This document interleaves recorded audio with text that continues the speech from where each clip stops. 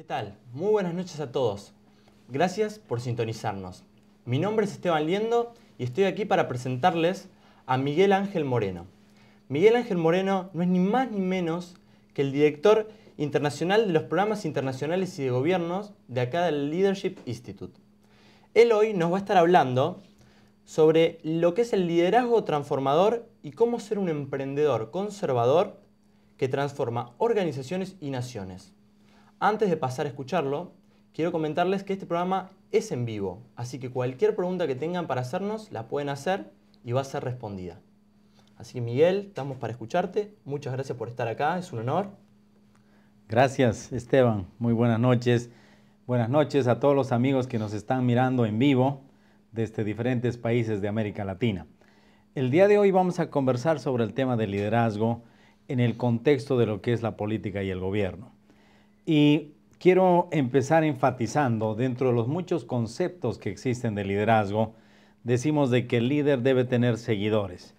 Y es mejor si estos seguidores son líderes también. Pero las características importantes de un líder están relacionadas con, número uno, el profundo conocimiento, como decía el doctor Edward Deming, quien transformó al Japón y lo convirtió en una potencia económica en el mundo.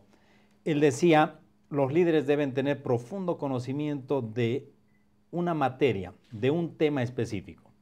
Y obviamente pueden tener un conocimiento general sobre otros temas.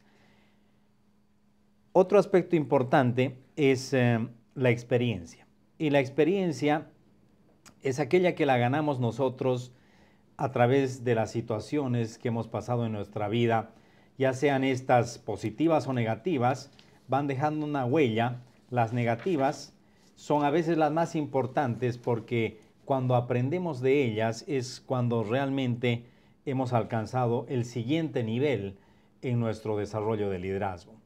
Pero también es importante los valores y los principios, la moral, la ética, son elementos fundamentales para un líder.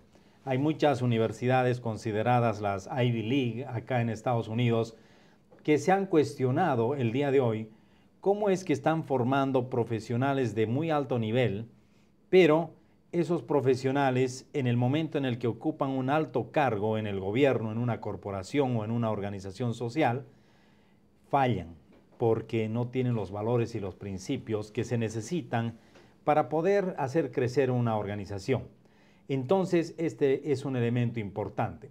Y el elemento final es que un líder entienda los tiempos en los que está viviendo. Los tiempos de hoy. ¿Qué tiempos estamos viviendo? Es fundamental. En una conferencia que daba en Monterrey, en México, donde el gobernador de Nuevo León estaba haciendo la introducción de una conferencia que dábamos allá con el Leadership Institute, él decía, nosotros hemos aprendido las respuestas acá en esta gobernación, en uno de los estados más grandes de México, pero nos han cambiado las respuestas, decía él. Y las respuestas se van cambiando en el tiempo y el líder debe conocer los tiempos en los que está viviendo, en temas de lo que es el gobierno, la política, la diplomacia, las relaciones internacionales, la seguridad, la defensa, los aspectos que hacen a las alianzas estratégicas que deben tener las naciones para poder desarrollarse a sí mismas a través de convenios bilaterales, multilaterales, a través de las alianzas, los mercados, las aperturas de estos mercados, etc. Y en los valores, en el tema que enseñamos acá en el Leadership Institute, que somos una organización conservadora, lo que le diríamos en América Latina clásico liberal, enseñamos los valores de la protección a la familia, de la protección a la vida, el libre mercado, la libre empresa, los valores tradicionales cristianos, enfatizamos la responsabilidad individual, el gobierno pequeño, bajos impuestos, etcétera, que son principios fundamentales que hacen a ese liderazgo. Cuando hablamos del gobierno y cuando hablamos de liderazgo en el gobierno, tenemos que entender algo que es fundamental. Y eso es que el gobierno, para ser un gobernante, yo tengo que tener tres características fundamentales. La primera es el conocer la filosofía política. la ideología, la doctrina. Morton Blackwell, el presidente del Leadership Institute, él tiene toda una publicación que se llama Read to Lead. Si quieres liderizar, tienes que leer, tienes que aprender cuál es el rol del gobierno, la constitución, las leyes, la familia, las organizaciones sociales, el rol de la iglesia, el rol de la seguridad, la defensa, etc. Tienes que conocer cómo es que cada uno de estos elementos, de estos factores del poder, se conjuncionan y funcionan para poder lograr los objetivos que tiene tu nación, de alcanzar la prosperidad, de lograr la justicia, la equidad, la unidad, de respetar la propiedad privada, de que las personas puedan alcanzar el éxito auténtico y que además puedan alcanzar su felicidad. Entonces, estos líderes necesitan conocer lo que es la cosmovisión de una nación, pero también necesitan lo que es la tecnología política, que es lo que enseñamos en el Leadership Institute, que es la planificación, la organización de las campañas políticas, el manejo de la imagen, el manejo de los tiempos de un candidato, las campañas digitales, elementos que hacen a los procesos de la campaña para un objetivo final que es ganar las elecciones. Pues estos elementos se tienen que aprender y Morton, nuestro presidente, dice que nosotros como conservadores tenemos la obligación de aprender la tecnología política para ganar. Entonces, este es un elemento también fundamental. Pero el tercero es tal vez el más importante y es la gestión de gobierno. ¿Cómo es que una persona que ha llegado a alcanzar el máximo sitial en el gobierno, como presidente, primer ministro o de repente un miembro del parlamento, ahora se encuentra con la gran responsabilidad de gobernar y tiene que implementar conceptos de planificación estratégica, de un cuadro de mando integral, de seguimiento a las variables para alcanzar los objetivos, de la visión y la misión que se trazó para sus 4 o 5 años de gobierno.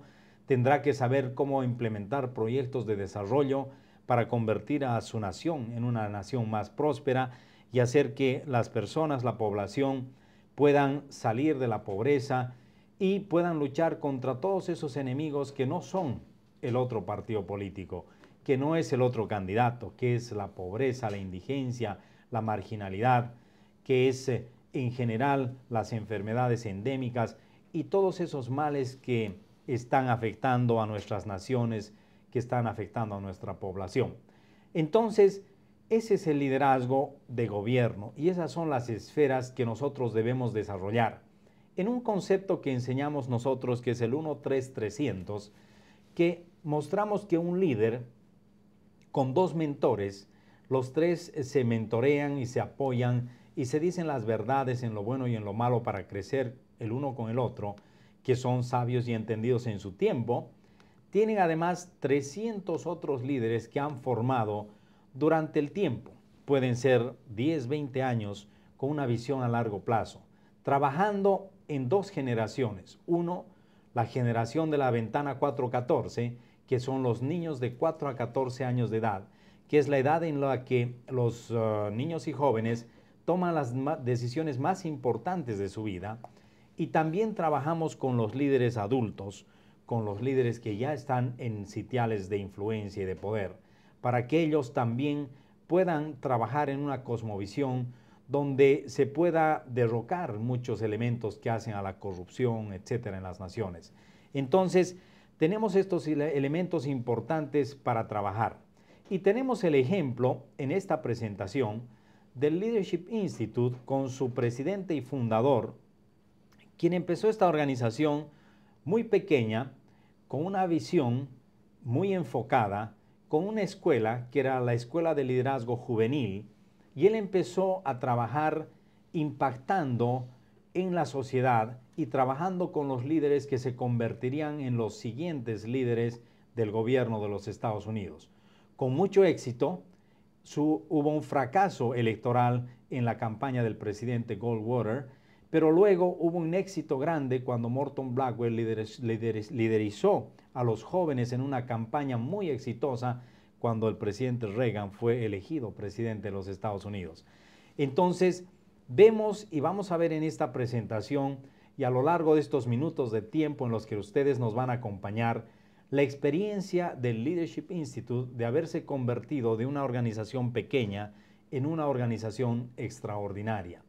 Y vamos a ver cuáles son los principios y los valores que tienen que ver con convertir ya sea una organización en este caso o una nación en una nación extraordinaria. Y podemos ver ejemplos muy claros en la actualidad, por ejemplo, de Chile, como un ejemplo de crecimiento económico desde el año 1973 y un desarrollo integral de la nación, o ver lo que sucedió en Estonia, o lo que ha sucedido en los Estados Unidos de Norteamérica, lo que ha sucedido en Singapur y en muchos otros países que en tema de décadas se han podido convertir en naciones muy prósperas y han sacado a su gente de la pobreza y han traído a su nación felicidad y bienestar en general. Entonces, vamos a ver como ejemplo qué es lo que hace a estas organizaciones y cómo es que ellas pueden crecer. Y vamos a ver los procesos, los sistemas, los métodos. Vamos a mostrar la experiencia del Leadership Institute en este crecimiento de liderazgo, cómo se han implementado las estrategias, los programas internacionales y de gobierno que son parte de ese crecimiento institucional muy importante y de alto impacto, y las recomendaciones y conclusiones y propuestas.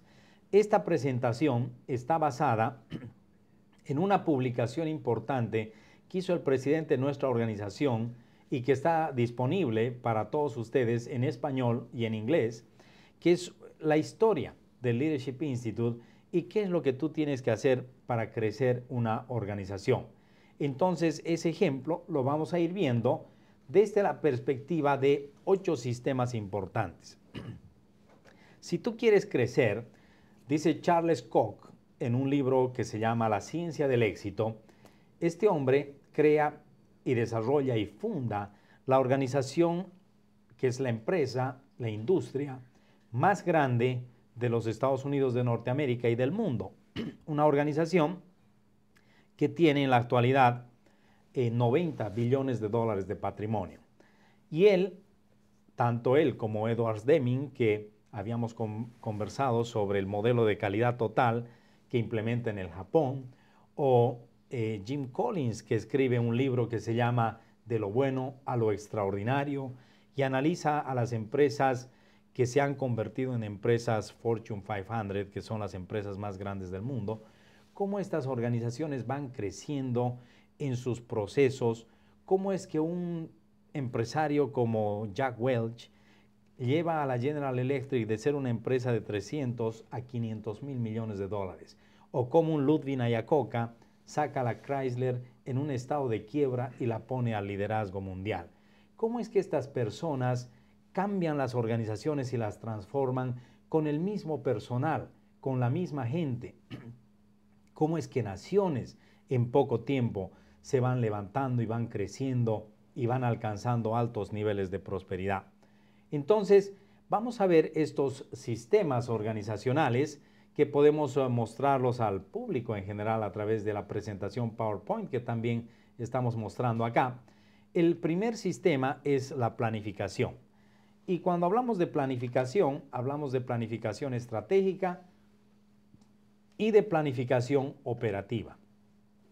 La planificación estratégica tiene que ver con este modelo que lo deben estar viendo en este momento, que es el ABCDE, que es el análisis, la base, los componentes, la dimensión específica y la evaluación. Vemos, por empezar, en esa planificación dónde estamos, luego vamos mirando a dónde queremos llegar, cómo lo vamos a lograr y luego cómo lo estamos haciendo para alcanzar esos objetivos. Entonces, esta planificación estratégica, que es fundamental, empezamos por hacerlo en lo personal. Stephen Covey, que es uno de los autores de un libro que fue un bestseller, que es el de Los 7 hábitos de la gente altamente efectiva, decía que en una reunión de entrenamiento a muchos líderes que eran las máximas autoridades de las empresas más grandes del mundo, les preguntaba: ¿cuántos de ustedes hacen planificación estratégica personal.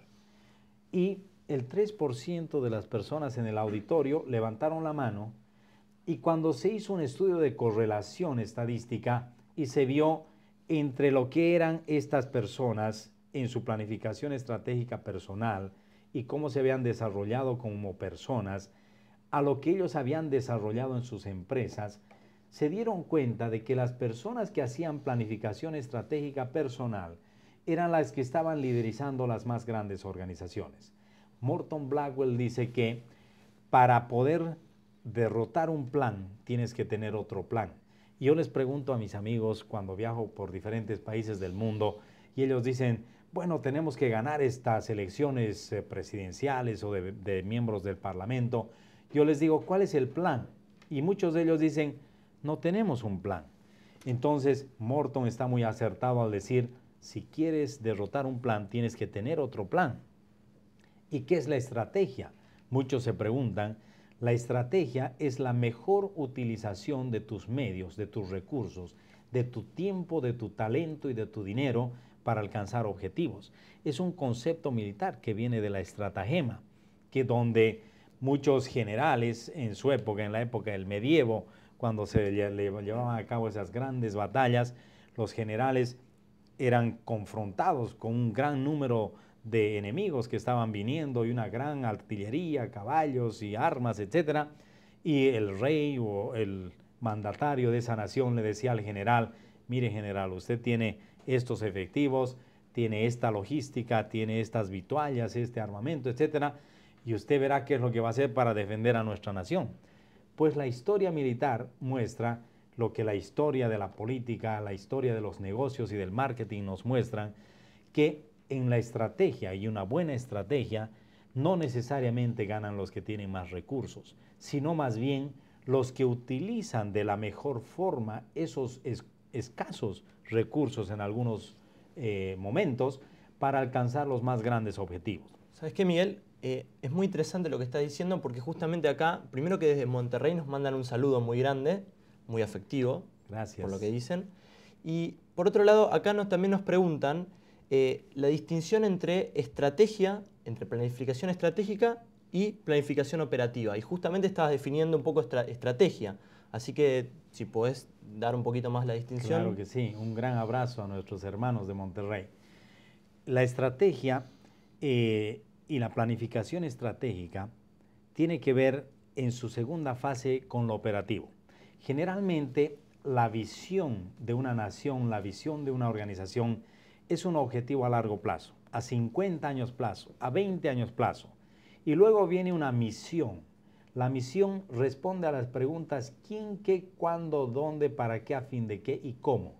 Y cuando nos respondemos estas preguntas en lo que es la misión, estamos entrando luego a lo que es la planificación operativa, que generalmente dura un año. Es una planificación durante un año donde vemos cuáles son los proyectos, subproyectos, las actividades, las obras que tenemos que desarrollar para poder alcanzar en su momento nuestros objetivos específicos, nuestros grandes objetivos, luego nuestra misión institucional y luego a lo largo la visión que tenemos como organización y como nación. Entonces, más que nada, la planificación estratégica es de largo plazo y la operativa es más de corto plazo. Pero vamos viendo que en este análisis, la base, los componentes, la dimensión y la evaluación, vamos viendo dónde estamos. Primero analizamos, el análisis FODA sigue siendo muy vigente, de las fortalezas, las oportunidades, las amenazas y las debilidades. Analizamos dónde estamos.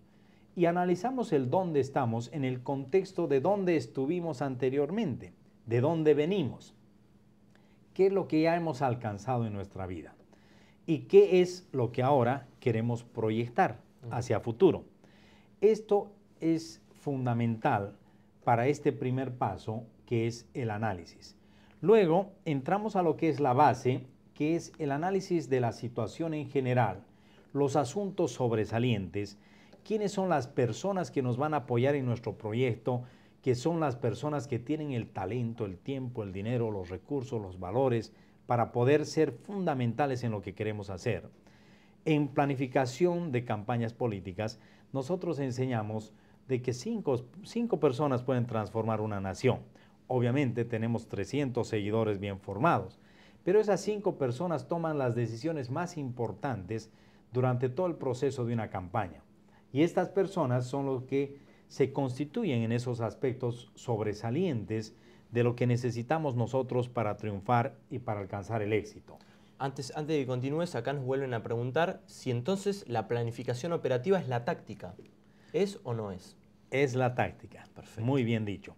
Entonces, para redondear este concepto, tenemos la visión, la misión, los objetivos generales, los objetivos específicos, las líneas de acción por donde vamos a empezar a caminar, que eso ya es la táctica, y luego lo más importante de la planificación, que es la implementación.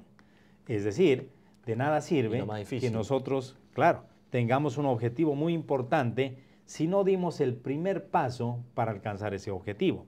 Entonces, la implementación hace la gran diferencia de lo que es una visión a lo que es un sueño. Muchos de nosotros soñamos y hemos soñado con cosas en la vida y vamos a seguir soñando cuando seamos viejecitos y vamos a morir con ese sueño. Y ese es un sueño, pero no es una visión. Una visión es la que estratégicamente nos conlleva paso a paso para ser alcanzada en un tiempo determinado. Entonces, luego vemos a dónde queremos llegar y analizamos los componentes. ¿Cuáles son los objetivos, los valores, los principios y todos estos elementos que van concatenados a estos componentes? Y luego viene la gran pregunta, tal vez la más difícil que habíamos mencionado, que es ¿cómo lo vamos a lograr? El cómo lo vamos a lograr es ya una dimensión específica, donde tenemos las medidas de desempeño, donde tenemos las variables de seguimiento, donde nosotros recomendamos a los cuadros de mando integral como una metodología importante para hacer un seguimiento de cuáles son todas las variables que necesitamos ir cumpliendo para alcanzar los objetivos, primero específicos, luego generales y luego la visión y la misión. Entonces, esta dimensión específica hace a lo que son los imperativos, los proyectos, las actividades, las obras que tienes que ir desarrollando en planes de acción y para luego llegar a lo que es la evaluación, que eso es fundamental. La evaluación es el análisis de lo que estamos haciendo para tomar acciones correctivas cuando no hemos alcanzado los objetivos que queríamos alcanzar o directamente mejoramos el estándar, es decir, subimos mucho más el estándar porque hemos alcanzado el objetivo y la próxima vez tenemos ese objetivo alcanzado. Pero es importante mencionar, para esto de mejorar el estándar, un elemento fundamental es el trabajo en equipo. Y nosotros recomendamos, cuando hablamos de trabajo en equipo, algo que le recomendó Stephen Covey al presidente de la IBM en una oportunidad en la que daba un seminario. Y el presidente de la IBM le dice a Covey, ven a ver, le dice, una premiación que estamos haciendo de nuestros empleados. Y Covey, cuando va a la premiación, se da cuenta de que las personas que estaban siendo llamadas a la testera para recibir el premio, de 700 personas que estaban sentadas, unas 30 habían salido para recibir el premio. Y Covey se empezó a preocupar y le decía al presidente de esta organización tan importante en los Estados Unidos, le decía, mire ese grupo de personas que están allá, le decía, no sirven para nada. Y los que están acá, deberías despacharlos a su casa porque no están cumpliendo sus objetivos, seguramente, porque has llamado a tan poca gente arriba que toda esta otra gente entonces no te está sirviendo de nada. Entonces el presidente de la IBM le dice, explícame un poco más lo que me quieres decir. Y él le dice, mira, estás cometiendo un gran error. El error de dar la premiación a los individuos cuando tú tienes que premiar a los equipos de trabajo. Si tú le premias al contador en el departamento de finanzas, el jefe administrativo financiero, por empezar, va a crear celos. En segundo lugar, no lo va a querer apoyar al contador para él ser el premiado en la próxima oportunidad. Pero si tú premias a todo el departamento, estás mejorando el estándar. Entonces, Covey le hace la propuesta y le dice, además de premiar en equipo, le dice, avísales cuál es el estándar que ellos tienen que alcanzar para que en su momento reciban el premio. El premio era un distintivo más un jugoso cheque para los empleados. Entonces, lo que hace Covey es irse luego de su presentación, al año siguiente lo llama el presidente de la IBM para que venga a que participe de la premiación de la empresa, y cuando Covey llega, empieza a mirar de que más y más gente salía a la testera, y ahora ya no eran 700 empleados, eran 1000, y de los 1000 empleados, casi el 80% sale a la testera a recibir un premio. Entonces Covey se asombra y muy contento de que esto esté sucediendo, les dan el premio y demás, y cuando hace la aclaración el presidente de la IBM de la premiación que se estaba dando, él dice, hace referencia a Covey en su enseñanza de premiar por equipos y de hacer un sistema de premios y recompensas en las organizaciones. Él dice, no solamente Covey nos enseñó esta estrategia, sino que la implementamos bien. Y el resultado fue que del año pasado, la gente que había alcanzado el estándar, que era 100, este año habían alcanzado 150. Por lo tanto, la empresa había crecido muchísimo más. Se había motivado a las personas. Entonces, en esa evaluación que nosotros hacemos, en ese seguimiento, tomamos muy en cuenta estos elementos para que podamos tomar las acciones correctivas y mejorar las cosas. El siguiente elemento... Antes de que continúes, Miguel, sí, te hago un parate, así puedes respirar un poco y de paso avisar que nos están saludando. Nuevamente acá dicen, desde Washington DC, felicitaciones a Miguel Moreno, nuestro líder mentor. Fíjate qué importante la palabra líder y mentor, que te lo están considerando a vos. Evidentemente dejaste alguna huella. Dice, quien me enseñó, el futuro no se espera, el futuro se prepara. Por lo tanto, es muy importante el trabajo de abrir las puertas a los líderes hispanos del mundo. Y también dice, adelante, el futuro es con las herramientas del conservativismo. Eso lo dice Julián, que no sabemos de dónde, pero te mando un saludo. Y por otra parte de México nos hacen una pregunta que dice, ¿de dónde podemos conseguir más información del 13300? Bueno, este es un tema que nosotros enseñamos en nuestras conferencias y con todo gusto podemos hacer un siguiente webinar sobre este tema, que es fundamental. Es ir formando los cuadros, es formando las bases, es ir formando la nueva cultura de nuestras naciones. Las naciones necesitan la renovación de nuestro entendimiento, la renovación de nuestra mente. Los países se desarrollaron como lo muestra en un libro muy bonito Robert Kiyosaki, en El Papá Rico, Papá Pobre. Él muestra cómo un líder se va moviendo de ser un empleado a ser un autoempleado, a ser un dueño de una empresa y a ser un inversionista. Y cómo todos y cada uno de los líderes que quieren ser hombres de negocios quisieran ser inversionistas, que su dinero esté trabajando para ellos y no ellos trabajar por el dinero. Pero lo que dice Robert Kiyosaki es que para movernos de un cuadrante a otro, lo que debemos hacer es cambiar nuestra forma de pensar. Entonces, como decía Julián de Washington, decía, nosotros somos los forjadores de nuestro futuro. Tiene toda la razón del mundo.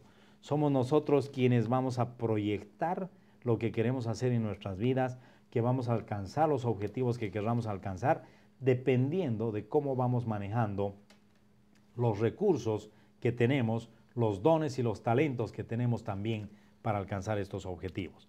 Entonces, el siguiente punto de este sistema organizacional es justamente la organización. Y la organización que parte no necesariamente de los grandes organigramas académicos que solemos hacer los académicos, donde vamos mostrando, si fuera el ejemplo de una universidad, decimos el organigrama está acá y tenemos al cuerpo consultivo de la universidad, su rector, su presidente, su cuerpo ejecutivo, tendremos los vicerrectores académicos, administrativos, de sistemas, de tecnología, financieros, los decanos, y vamos haciendo toda una estructura organizacional que luego cada una de esas casillas que tenemos requiere de una persona que luego tenemos que contratar. Lanzamos una convocatoria de méritos y empezamos a contratar a la gente para llenar ese organigrama. Y lo que sucede generalmente es que las personas que colocamos allá están trabajando a un 10 o 20% de su capacidad total de talento, de destreza, de educación, de ejecución de los proyectos, etc. Entonces, lo que hacemos nosotros es lo que Morton en nuestra organización hizo. Empezó la organización pequeña, él empezó con una máquina de escribir, en esa época no habían computadoras, el Leadership Institute tiene 32 años de haber sido fundado, y empezó con un bajo capital, y empezó él como individuo, con un proyecto enfocado. Ese es otro tema que los líderes tenemos que aprender, es a enfocarnos en hacer una cosa bien, perfeccionarla, consolidar la ganancia y luego diversificamos, crecemos y vamos extendiéndonos. Entonces, el presidente de nuestra organización hizo eso, se organizó bien, determinó cuáles eran las tareas, los proyectos, los subproyectos, las capacitaciones que él tenía que hacer y luego ejecutó. Y posteriormente, cuando tu organización va creciendo, tus programas tienen mucha popularidad, hay mucha gente que se está inscribiendo, ya de repente solo tú no puedes hacer el trabajo, contratas un asistente, luego un coordinador y vas creciendo de abajo hacia arriba. Esas son las organizaciones saludables, esas son las organizaciones que prosperan, las organizaciones que hacen con lo poco, mucho, que se hacen expertos en administrar lo poco para luego crecer y administrar lo grande. Van creciendo en sus cimientos primero, para luego construir una gran infraestructura para poder lanzar una organización de alto impacto. Entonces, la organización es fundamental. El siguiente punto es el presupuesto.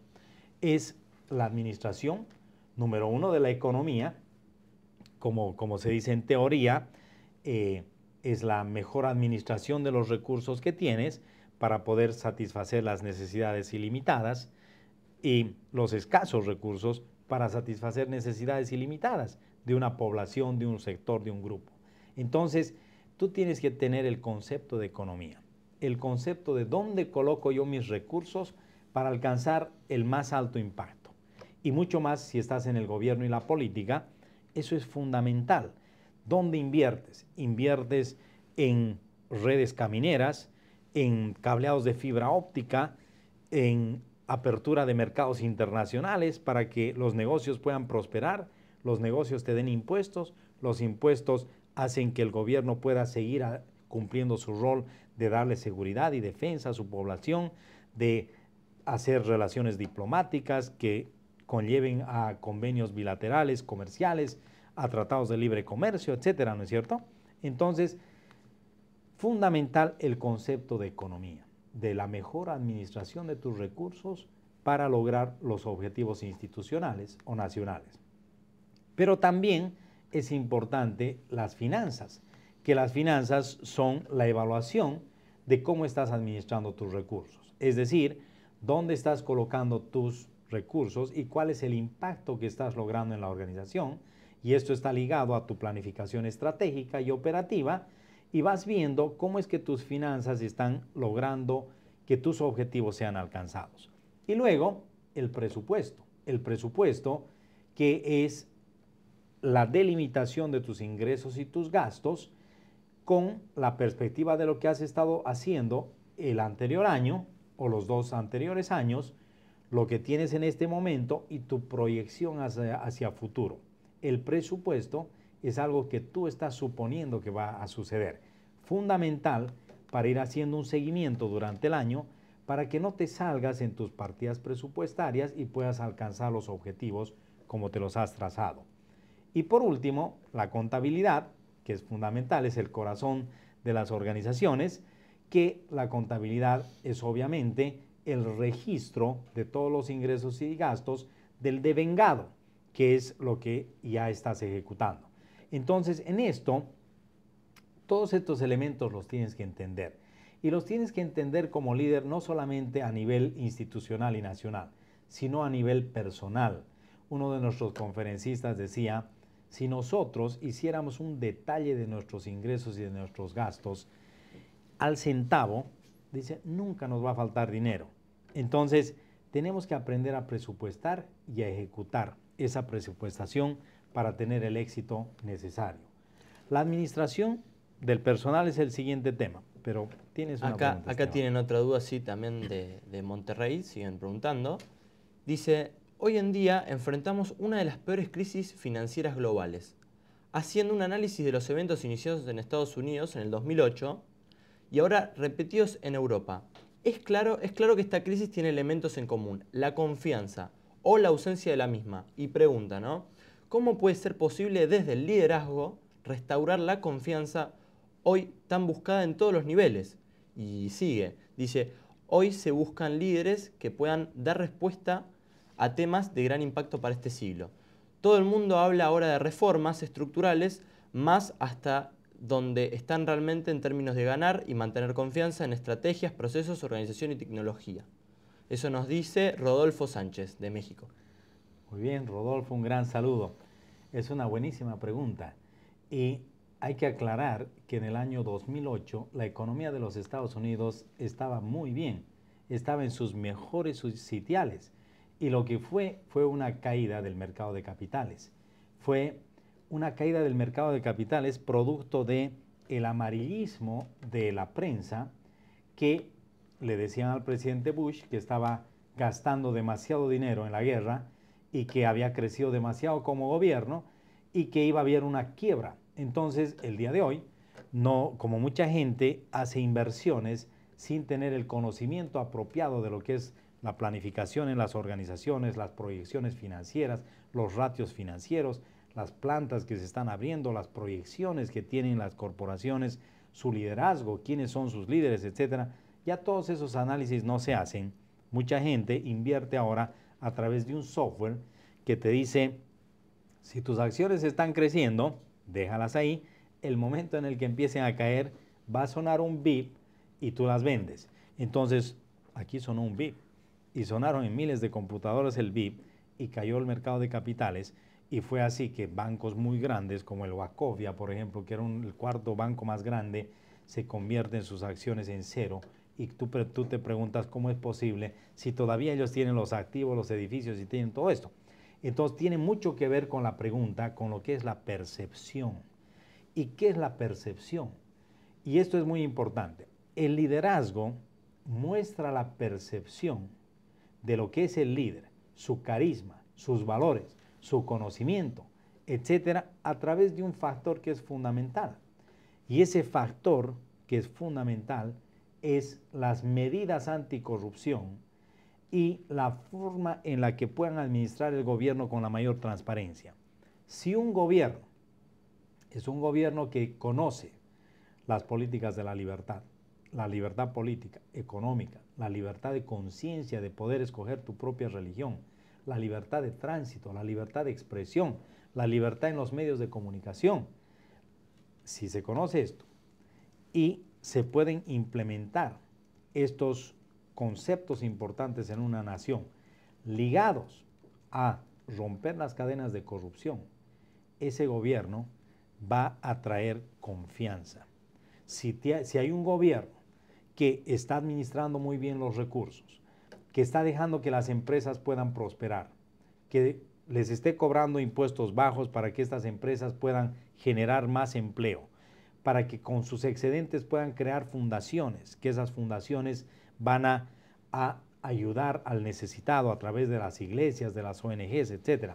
Entonces, estamos llevando a cabo un proceso que va a traer confianza en la población. Esa confianza va a permitir que la gente pueda endeudarse a largo plazo, que pueda comprarse una casa, va a permitir que las personas puedan confiar en que van a estudiar una carrera y una profesión y el día de mañana cuando se gradúen va a haber un mercado laboral para ellos, etc. Entonces, esa confianza se restablece a través de un liderazgo muy sólido y fuerte, con líderes que tienen la idea clara de lo que es la filosofía política, pero que tienen un buen corazón, que en su momento saben tener la flexibilidad para mover lo que tienen que mover y las variables que se tienen que cambiar para poder prosperar y levantar una nación. Entonces, el siguiente punto que mencionábamos son las personas, los individuos, que son el recurso más importante que tienen las organizaciones y las naciones. Y esas personas, hay un señor que da unas conferencias mundiales de lecciones de liderazgo, que eran unos eventos que organizábamos alrededor del mundo vía satélite con varias organizaciones, este señor compraba empresas en bancarrota y las ponía al liderazgo de la industria. Y mucha gente decía, oh, claro, fácil, porque este señor compra estas empresas, cambia todo el personal y las levanta. Sin embargo, había algo interesante en ello. Con las mismas personas ponía esta empresa en el liderazgo de la industria. Y uno se pregunta, ¿cómo es que las mismas personas en la misma empresa ahora trabajan con eficiencia, eficacia, productividad, economía, competitividad, etcétera, y la empresa está creciendo? ¿Qué es lo que cambió? Cambió el sistema. Un líder debe desafiar el sistema, debe quebrar las estructuras de lo que no funciona. Obviamente, si funciona no tienes por qué tocarlo, tienes que mejorarlo. Pero ese líder que va rompiendo las estructuras y va haciendo crecer las cosas, va motivando al recurso más importante de las organizaciones, las personas. Y las formas de motivación van desde hiciste un buen trabajo, a un memorándum, un parqueo, la fotografía del empleado del mes. Hay miles de formas, una bonificación, etcétera. Pero la motivación y el crear un sistema de premios en las organizaciones es fundamental. Y en las naciones, la estructura de una ley bien determinada que pueda permitir de que exista el Estado de Derecho, de que exista el respeto a la propiedad privada, de que existan los mecanismos para que la moneda se pueda valuar en lo que corresponde en sus mercados paralelos, etcétera, y sobre todo el destruir todas estas corrientes y estos movimientos de corrupción y muchas veces de crimen. El siguiente punto importante es la administración de los sistemas de información. Una computadora, esta computadora que está acá con nosotros, tiene 100 veces más poder que la computadora que puso al primer hombre en la luna. A través de esta computadora yo puedo tener una universidad en línea con 100,000 estudiantes y dirigirla a través de ella.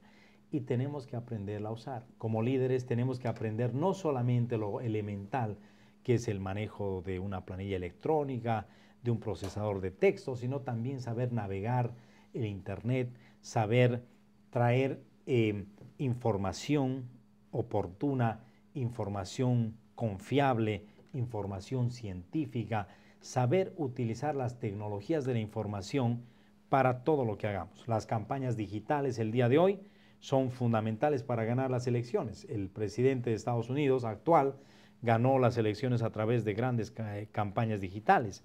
El uso del Internet, de las redes sociales, del YouTube, el LinkedIn, el Facebook, todo esto es fundamental. Entonces, los líderes tienen que aprender. Dentro de ese concepto de entender los tiempos de hoy, tenemos que ser alfabetos cibernéticos, ¿no es cierto? Y aprender muy bien a manejar esta tecnología. Y por último, en este sistema, tenemos que aprender lo que es el control, la evaluación, la supervisión de lo que estamos haciendo para que en su momento podamos alcanzar niveles superiores. Y además, en este establecimiento del crecimiento de las organizaciones, tenemos que aprender a hacer las cosas con pasión. ¿Y qué es la pasión? La pasión es el amor en tu trabajo, de lo que estás haciendo. Esa entrega que tú tienes en hacer el trabajo que estés haciendo, no importa cuál sea el trabajo que estés haciendo, pero hacerlo de la mejor forma posible. Que te levantes en la mañana y que con una sonrisa te vayas a trabajar, porque estás feliz de que estás yendo a un lugar donde vas a impactar con un granito de arena en tu nación, en tu organización o en el mundo, si fuera el caso. Estás haciendo algo. Y obviamente, considerando de que vas a tener infinidad de problemas y de obstáculos en lo que estás haciendo. No decimos de que va a ser una taza de leche tu trabajo, pero esa pasión se tiene que mantener y es importante para que una organización pueda crecer.